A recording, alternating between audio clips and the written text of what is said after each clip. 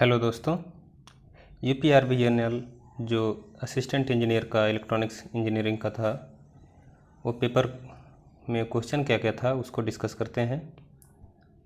देखिए, question number 1 था, कोई ज़रूरी नहीं कि सिस्टम में भी जो एग्ज़ाम में भी था क्वेश्चन नंबर 1 ही हो, बस मेरे द्वारा लिखा गया तो क्वेश्चन नंबर 1 ये है कि इस तरह से क्वेश्चन दिया हुआ था और इस सर्किट का नाम पूछा हुआ था, कौन सा सर्किट है।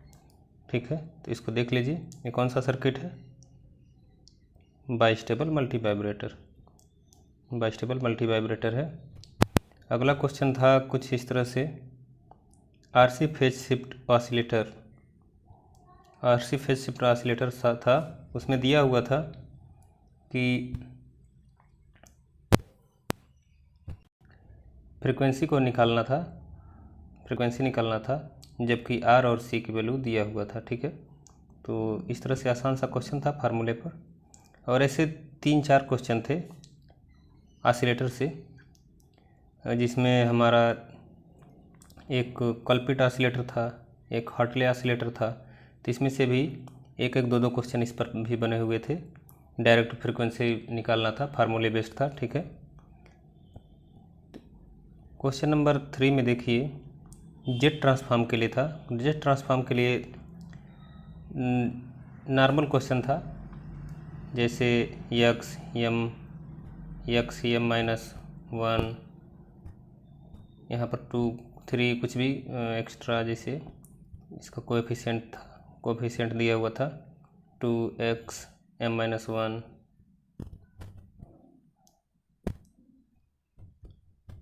m-2 यहाँ पर हो, यहाँ पर x m-1 हो, ऐसे ही दिया हुआ था।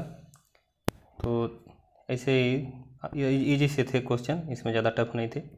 कुछ एक क्वेश्चन थोड़ा सा टफ था, जो कि थोड़ा टाइम देना पड़ सकता था आपको, क्योंकि ये क्वेश्चन पेपर था 180 मिनट में 200 क्वेश्चन, यानी कि 3 घंटे में 200 क्वेश्चन करना था। तो उसी के हिसाब से पेपर भी बना था, ज़्यादा टफ नहीं था।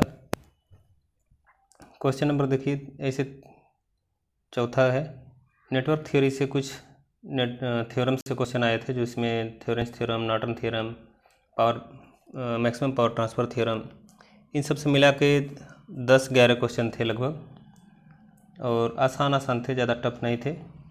उसमें से 1-2 क्वेश्चन अभी आपको दिखाई भी देगा। देखिए, एक था इक्विवेलेंट रेजिस्टेंस निकालना था, इसका इक्विवेलेंट रेजिस्टेंस निकालना था। तो इक्विवेलेंट रेजिस्टेंस कैसे निकाला जाएगा, स्टार डेल्टा कन्वर्टर से। ये देखिए, ये क्या है, इस तरह से यहाँ डेल्टा है तो इसको स्टार में बदल सकते हैं और आसानी से निकाल सकते हैं, या ये कहें कि ये वाला स्टार है यहाँ पर, इसको डेल्टा में बदल सकते हैं। तो कई स्टार कई डेल्टा हैं, यानी कि 2 स्टार 2 डेल्टा, तो आप कन्वर्जन करके निकाल सकते हैं। इसमें पूछा हुआ था थेवेनिन्स रेजिस्टेंस, बस ऐसे पूछा था थेवेनिन्स, तो समझ में नहीं आ रहा था क्या पूछा है, लेकिन जब ऑप्शंस में देखे तो सभी में ओम था।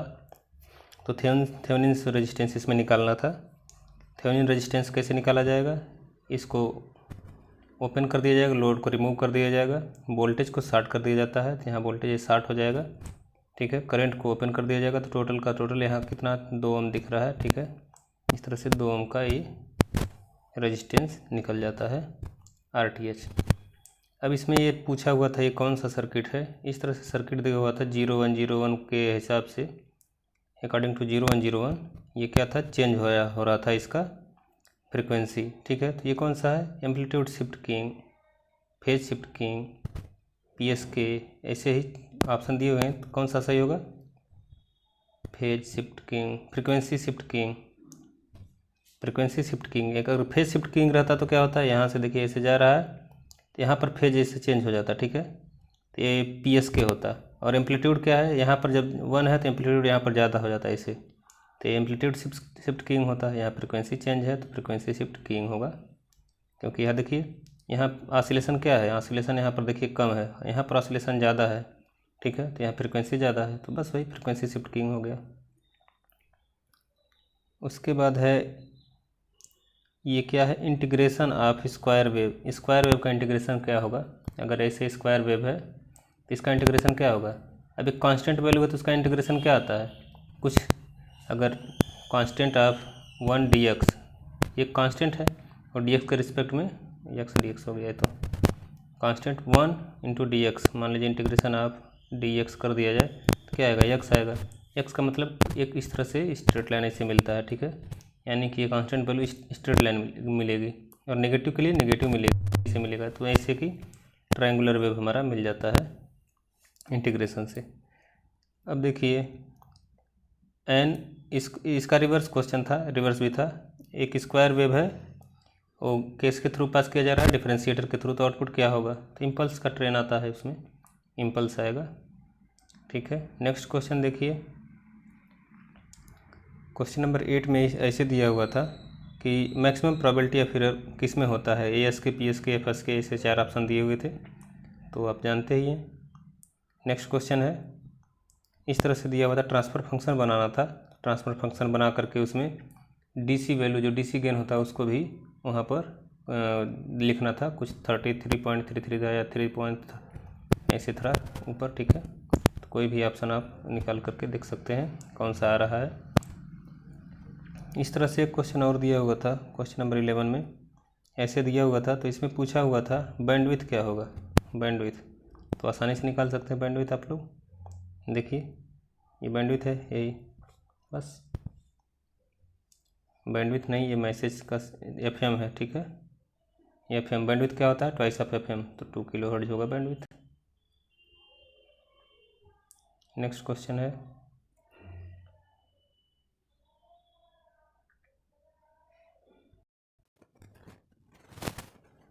ये दिया हुआ था किसका फोरियर ट्रांसफॉर्म, रेक्टेंगुलर पल्स का फोरियर ट्रांसफॉर्म क्या होगा, रेक्टेंगुलर का फोरियर ट्रांसफॉर्म निकालेंगे तो सिंक आता है, कुछ ऐसे करके।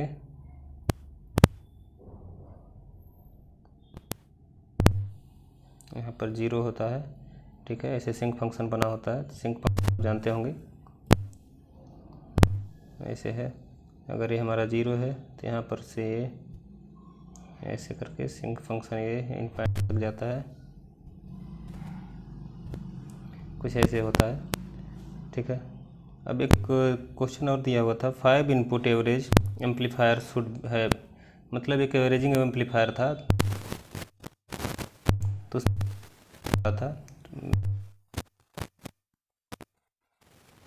वैल्यू पूछ रहा था, RF/R का वैल्यू कितना होगा। तो नेक्स्ट क्वेश्चन है कुछ इस तरह से,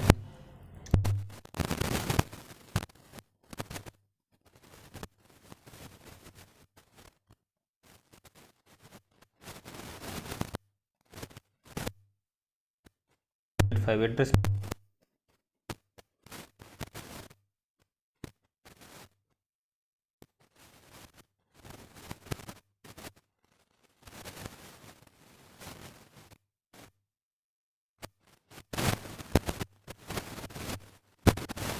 रेफरेंस लेने पर 6 आ रहा था, तो रेंज क्या होता है, मैक्सिमम माइनस मिनिमम, यही तो रेंज होता है। क्वेश्चन बहुत ही आसान था। अब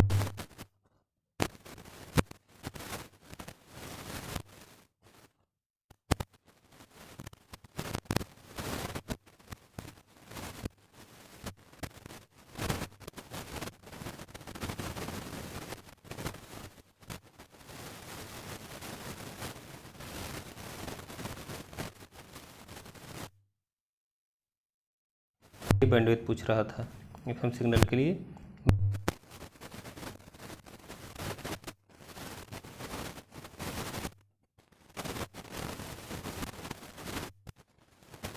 मेरे PSK में EM की वैल्यू निकालनी थी,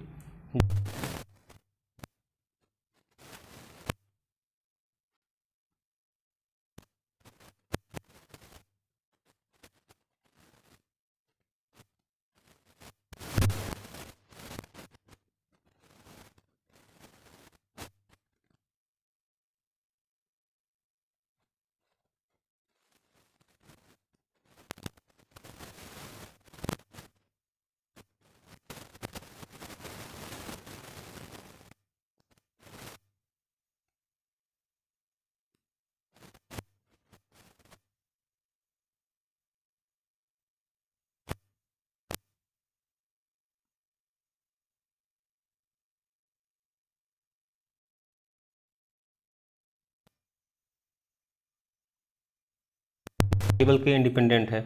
जैसे अगर केवल एफ अगर ऐसे बी है तो 3 इंडिपेंडेंट हो गए। डिपेंड किस पर कर रहा है? सिर्फ एक वेरिएबल पर।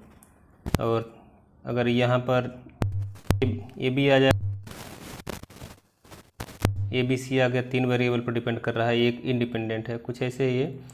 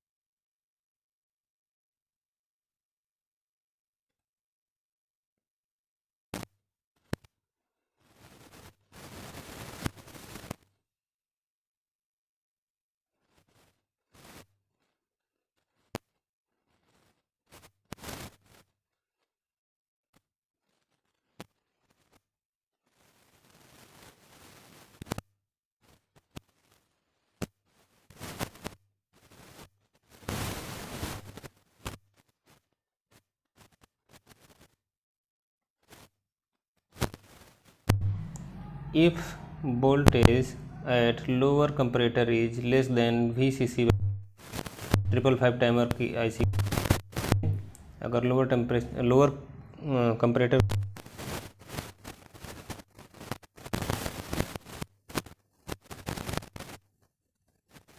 डीवी पर डिकेड में, डिकेड का वैल्यू कितना,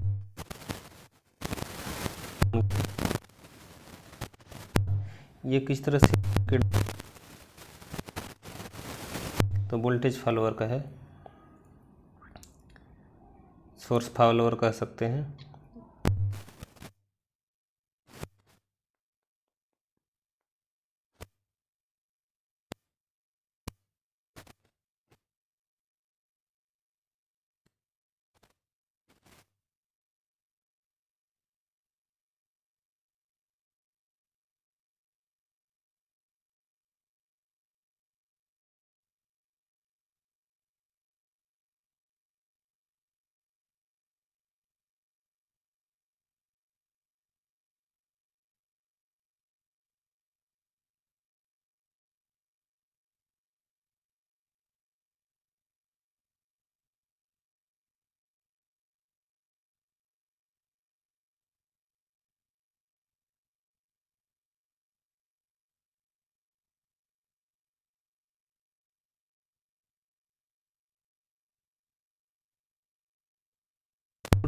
क्या हो,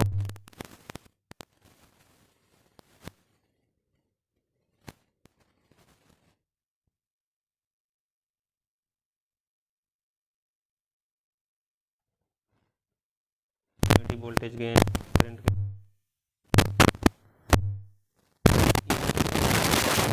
लो फ्रिक्वेंसी पर पीकी एम्पलीफायर कौन से फिल्टर की तरह बिहेव करता है, ये पूछा है। अगला क्वेश्चन है, इस तरह से सर्किट दिया हुआ था, इसमें पूछा था कौन सा एलिमेंट इसमें मिक्सिंग एलिमेंट है, मिक्सिंग एलिमेंट कौन सा है। ठीक है, अगला क्वेश्चन है इस तरह से, P Q plus P R, इसको सॉल्व करने पर, मिनिमाइज करने पर आंसर क्या आएगा। एक क्वेश्चन और था, ऐसे था, इसमें क्वेश्चन नंबर 38 देखिए, यहाँ 10 वोल्ट का पीक वैल्यू -20 वोल्ट का ये वैल्यू। ठीक है, तो इस तरह से इनपुट अप्लाई किया गया था और इस तरह से सर्किट दिया हुआ था। ठीक है, इसमें फ्रीक्वेंसी दी हुई थी, इसकी फ्रीक्वेंसी कुछ दी हुई थी, इसका वैल्यू दिया था। ठीक है, तो इसमें आउटपुट क्या आएगा, आउटपुट में फाइंड करना था। तो इस तरह से इस क्वेश्चन को सॉल्व करेंगे। अगला क्वेश्चन इस तरह से था, ये क्वेश्चन इस तरह से है कि यहाँ पर 2 डायोड दिए गए हैं और जिसके टर्मिनल पर ए और बी 2 स्विच या 2 इनपुट दिए गए हैं। तो अगर ये इनपुट अप्लाई किए जाते हैं तो आउटपुट आ रहा है, ये कौन से गेट को रिप्रेजेंट करता है, इसको पूछा गया था सवाल, कौन सा गेट को रिप्रेजेंट करता है, and gate, not gate, nand gate, nor gate. ये क्वेश्चन एक दिया हुआ है यहाँ पर, 9 वोल्ट का एक बैटरी है, एक सिलिकॉन डायोड उसके सीरीज में, जर्मेनियम डायोड उसके सीरीज में एक रजिस्टर है और 2 मिली एम्पियर का करंट इसमें फ्लो हो रहा है, तो आर की वैल्यू कितनी होगी, आर की वैल्यू पूछ रहा है। क्वेश्चन नंबर 41 में देखिए यहाँ पर कॉमन बेस सीबी क्वेश्चन से आया था, कॉमन बेस से क्वेश्चन आया था, किसमें, करंट का जो रिलेशन पूछा हुआ था, करंट से रिलेटेड कुछ क्वेश्चन पूछे हुए थे कॉमन बेस में था। एक थर्मल वोल्टेज का था, डैश करके दिया हुआ था, डिवाइड बाई dt, ठीक है, इस तरह से दिया हुआ था। यहाँ पर क्या आएगा ये याद नहीं आ रहा, नहीं कुछ ऑप्शन था। नेक्स्ट क्वेश्चन है स्टेबिलिटी ऑफ बीजेटी, बीजेटी की स्टेबिलिटी के बारे में डिस्कस कर रहा था कि जो इमीटर रेजिस्टेंस है, कॉमन इमीटर रेजिस्टेंस को अगर हम बढ़ा दें तो गेन में क्या इफेक्ट पड़ेगा, कुछ ऐसे क्वेश्चन था। यहाँ पर था थर्मिस्टर का कंपनसेशन मेथड, थर्मिस्टर से कंपनसेशन मेथड जो बताया गया था,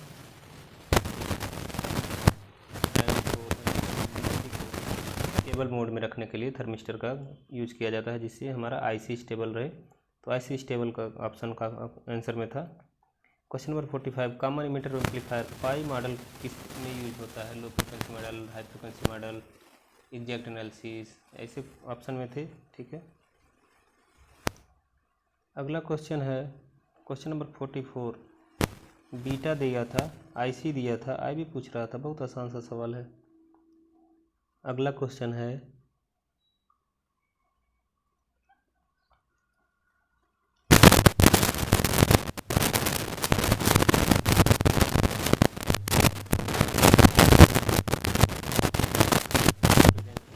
नॉर्मलाइज लोड कितना होगा, ये पूछा हुआ था, ठीक है, नॉर्मलाइज लोड पूछा हुआ था। मल्टी वाइब्रेटर से क्वेश्चन आया था, उसमें उसके टाइम पीरियड कैलकुलेट करना था, किसी में फ्रिक्वेंसी कैलकुलेट करना था, ऐसे दिया हुआ था। 2-3 क्वेश्चन थे उससे भी। ऑसिलेटर से 7-8 क्वेश्चन थे, लगभग 7 से 8 क्वेश्चन ऑसिलेटर से थे। इसमें देखिए सी मास का एक नैंड गेट का सर्किट बना हुआ था, उसमें पूछा जा रहा था ये कौन से गेट को रिप्रेजेंट करता है, कुछ इस तरह से था। यहाँ से एक गेट हो गया, ए हो गया, यहाँ से यहाँ ग्राउंड हो गया, यहाँ बी निकला हुआ था, यहाँ पर आउटपुट लिया गया था और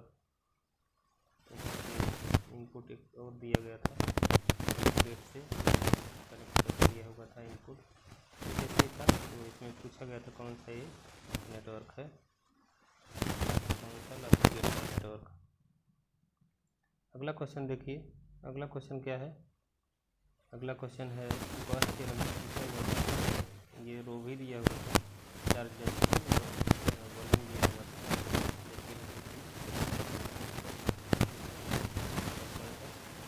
आरओसी के बारे में दिया हुआ था, आरओसी है, अगर 2 आरओसी है तो उसका कंबाइंड आरओसी क्या होगा, R1 माइनस R2 की यूनियन होगा, इंटरसेक्शन होगा, प्लस होगा। तो इस पर आप कमेंट कीजिएगा।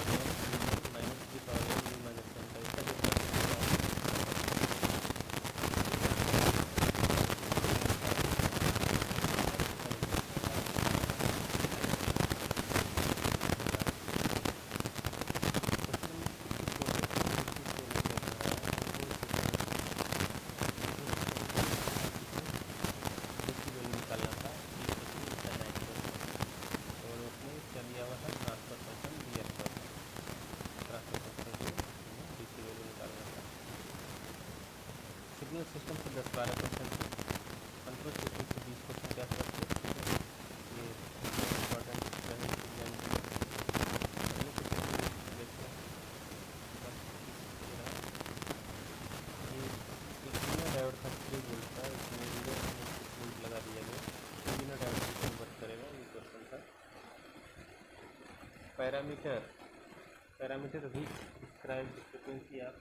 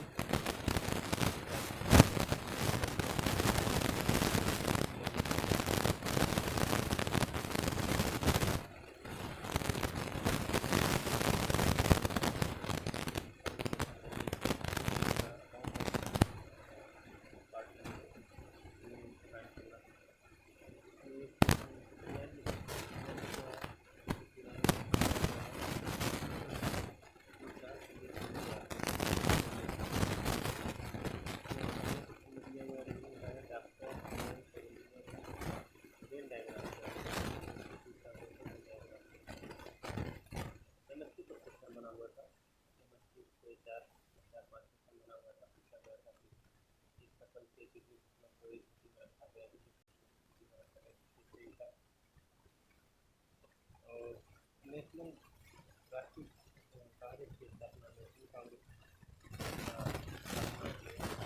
हुआ था, इसकी डिमांड की गई थी।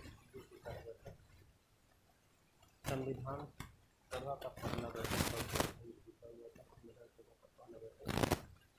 चैन की बंसी बजाना, इसके मुहावरे का अर्थ पूछा हुआ था। चैन की बंसी बजाना, डिस्ट्रक्शन सब दिए थे, सब बिलोंग कर दिए थे, जानकारी के लिए दिए हुए थे।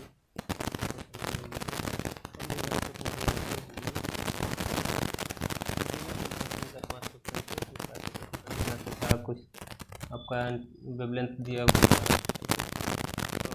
रेडिएशन रेजिस्टेंस निकालना है। क्वेश्चन था, निक्विस्ट रेट निकालना था,